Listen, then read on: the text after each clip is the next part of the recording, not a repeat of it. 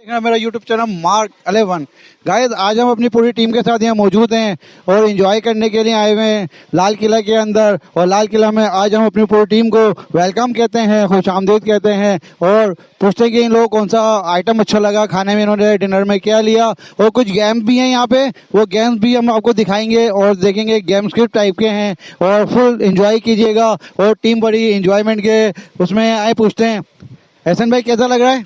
मुझे काफ़ी अच्छा लग रहा है। मेरा पहला एक्सपीरियंस था और खाना भी मुनासिब है यहाँ का, और ओवरऑल हमारी टीम ने भी काफ़ी इंजॉय किया और मज़ा आया। कौन सी डिश आपको ज़्यादा अच्छी लगी?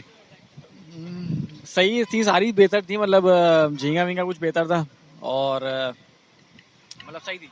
सही थी।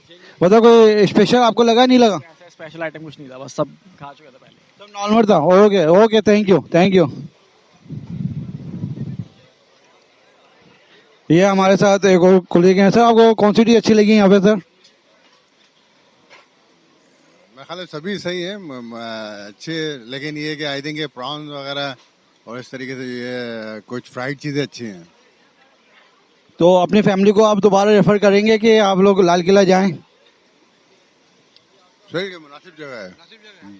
Thank you.